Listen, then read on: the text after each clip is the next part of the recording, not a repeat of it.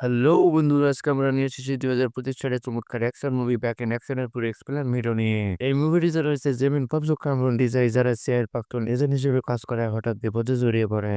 এক action, emotion ও পারিবারিক গল্পের দুর্দান্ত সংমিশ্রণে আজকের এই মুভিটি।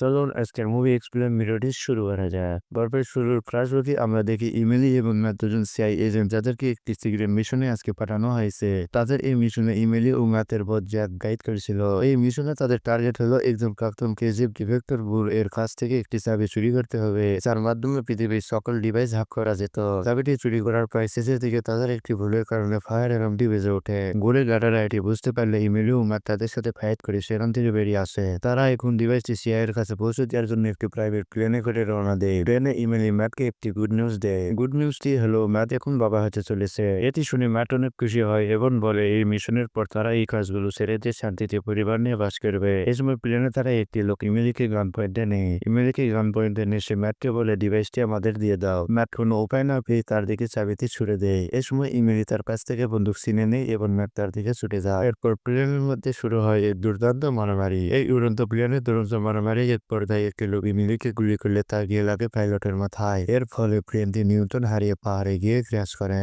ইমিলি এবং ম্যাথ প্যারাশুট নিয়ে ঝাঁপ দিলে তারা জঙ্গলে এসে পৌঁছায়। এই সময় ইমিলি এবং ম্যাথ একটি প্ল্যান খাটায়। সকলে ভাবে প্লেন ক্র্যাশে তারা মারা গিয়েছে। এই সুযোগের এই ঝুঁকিপূর্ণ জগৎ ছেড়ে দিয়ে তারা নিরাপদে জীবন শুরু করবে। এরপরে সিনে ১৫ বছর পর দেখানো হয় এখন তারা ইউরোপ শহরে নতুন পরিচয়ে বাস করছে। ইমিলি একটি দোকানে কাজ করে আর ম্যাথ একজন হোম ড্যাড। তাদের দুইটি সন্তান লিও এবং এলিস। জীবনে তারা সব ভুলে এখন সাধারণ জীবনযাপন করে। একদিন তারা তাদের সন্তানদের স্কুলে ড্রপ করতে যায়, তখন তার মেয়ে এলিস বলে আজকে সে বাসায় ফিরতে পারবে না, সে তার বান্ধবীর বাসায় থাকবে। এই সময় লিও যখন যাচ্ছিল তখন তার বাবা ম্যাক বলে তোমার হাতে যে আংটি রয়েছে এটি খুলে ফেলো, এটি তোমাকে খারাপ দেখাচ্ছে। তখন লিও বলে এটি যে সে আংটি না, এর মাধ্যমে আমার ব্লাড প্রেশার মাপা যায়, এছাড়াও এখানে জিপিএস ট্র্যাকার লাগানো রয়েছে। তো যাই হোক, ওই দিন রাতে লিও বাড়িতে ফিরে আসলেও এলিস বাড়িতে ফিরে না। তখন লিও বলে এলিস তার বান্ধবীর বাসায় যায়নি, সে তার বন্ধুদের সঙ্গে পার্টিতে গিয়েছে। তখন ইমিলি ও ম্যাক সেই পার্টিতে তার মেয়েকে খুঁজতে যায়। কিছুক্ষণ পর তারা এলিসকে খুঁজে পায়। এলিস তার বন্ধুদের সঙ্গে ডান্স করছিল। এলিসকে এই অবস্থায় দেখে তারা রাগে বলে তাড়াতাড়ি বাসায় চলো। এই সময় এলিসের কিছু বন্ধু বান্ধব তাদেরকে অপমান করে। তারা বলে বুড়ো মানুষদের বাড়ি আসা নিষেধ, এই বলে তারা হাসি ঠাট্টা করছিল। এইসব শুনে ইমিলি রাগে তাদেরকে ধরা দিতে শুরু করে। তারা দুজন তাদেরকে কাবাব বানিয়ে এলিসকে নিয়ে বাসায় আসে। পরের দিন সকালে জ্যাক তাদের বাড়িতে আসে। এতদিন পর ম্যাক জ্যাককে দেখে পুরোই অবাক। ম্যাক বলে তুমি কিভাবে আমাদের খুঁজে পেলে? জ্যাক বলে কালকে ক্লাবে তোমাদের মারামারি ইন্টারনেটে ভাইরাল, এর মাধ্যমে আমি তোমাদের খুঁজে পেয়েছি। জ্যাক বলে বুড়োর লোকেরা খুব দ্রুতই তাদের খুঁজে বের করবে এবং আইসিআই চাবিটি নিয়ে নেবে। যেহেতু তারা আইসিআই চাবিটি শেয়ার এজেন্টের কাছে পৌঁছে দেয়নি, তাই তারাও তাদের খুঁজছে। এই সময় জ্যাককে একজন গুলি করে। এতক্ষণে ঘুরের লোকেরা এখানে চলে এসেছে। ঘুরের লোকেরা তাদের মারার জন্য বৃষ্টির মতো গুলি ছুড়ে। তারা বলে আমাদেরকে চাবিটি দিয়ে দাও। ম্যাক আর ইমিলি কোনো রকমে তাদের ফাঁকি দিয়ে গাড়ি নিয়ে চলে আসে। এই সময় ইমিলি ম্যাককে বলে আমরা তো ওই দিন চাবিটি হারিয়েছিলাম, তাহলে তারা কেন আমাদের পিছু করছে? তখন ম্যাক সত্য কথা বলে ওই দিন চাবিটি ম্যাক ইমিলির মার বাড়িতে লুকিয়ে রেখেছে। এসব বলতে বলতে ঘুরের লোকেরা তাদের উপর আক্রমণ করে। তখন ম্যাক কোকা-কোলার বোতলে একটি ম্যাকডোজ ভরে তাদের গাড়িতে ছুড়ে মারে। ফলে তারা একটি গাড়ির সাথে ধাক্কা খেয়ে ব্লাস্ট হয়। ম্যাক ও ইমিলি কোনো রকমে তাদের ফাঁকি দিয়ে তাদের বাচ্চাদের স্কুলে নিতে আসে।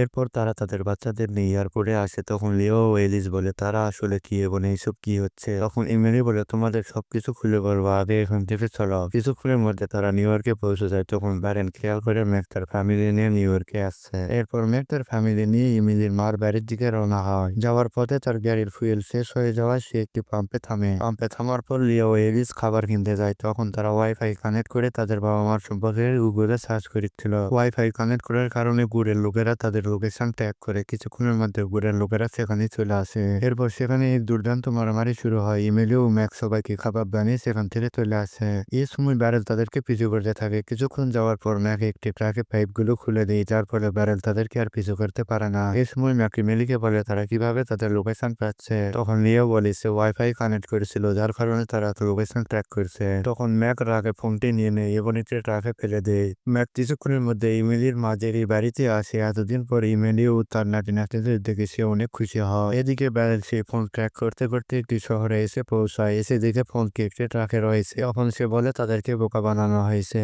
তবে ব্যারেল স্যাটেলাইটের মাধ্যমে জানতে পারে ম্যাক তার ফ্যামিলি নিয়ে ইমেলির মার বাড়িতে রয়েছে। এই সময় ম্যাক সেই চাবিটি যেখানে রয়েছে সেখানে খুঁজতে থাকে। অনেক খোঁজাখুঁজির পর তারা যখন চাবিটি পেয়ে যায় তখন গুড়ের লোকেরা আসে তাদের সবাইকে গান পয়েন্টে নেয়। এরপর তারা যা দেখে তা দেখার জন্য তারা মোটেও প্রস্তুত ছিল না, কারণ এই সব কিছুর মাস্টার মাইন্ড ছিল ম্যাকের বন্ধু জ্যাক। কালকে জ্যাকের গুলি লাগাটা ছিল সাজানো। এরপর তারা চাবিটি নিয়ে চেক করতে থাকে। চেক করার পর বুঝতে পারে চাবিটি আসল। এরপর জ্যাক তাদের বাচ্চাদেরকে নিয়ে চলে যায়। তখন ম্যাক বাইরে সিসিটিভি ক্যামেরা ভালো করে চেক করতে থাকে। তখন দেখে লিও তার দুটি হাত ক্যামেরার দিকে দেখাচ্ছে। তখন ম্যাক বুঝতে পারে লিও কিছু একটা বোঝানোর চেষ্টা করছে। তখন ম্যাকের হঠাৎ করে লিও রিংটির কথা মনে পড়ে, যেখানে জিপিএস ট্র্যাকার লাগানো আছে এবং এরই মাধ্যমে তাদের খুঁজে পাওয়া সম্ভব। তারা সেই রিং এর লোকেশন ট্র্যাক করে বুঝতে পারে তাদেরকে লন্ডনের একটি শহরে আটকে রাখা হয়েছে। এটা দেখার পর ম্যাক ও ইমেলি তাদের বাচ্চাদের বাঁচানোর জন্য সেখানে চলে আসে। ম্যাক ও ইমেলি সেই বিল্ডিং এ ঢুকতে থাকে। এদিকে জ্যাক লন্ডনের কিছু ধনী ব্যক্তিদের সেই চাবির ডেমো দেখাচ্ছিল।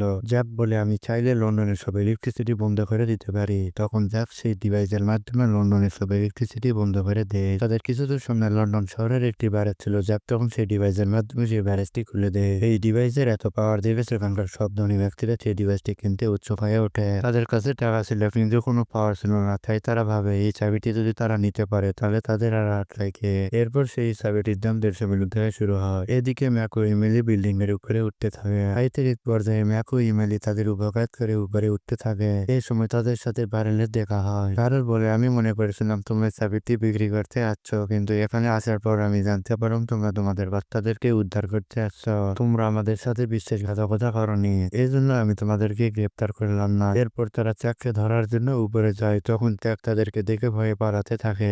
এরপর চ্যাক একটি বোর্ড নিয়ে পালাতে থাকে এবং সেই বোর্ডে লিয়াও ও এলিস ছিল।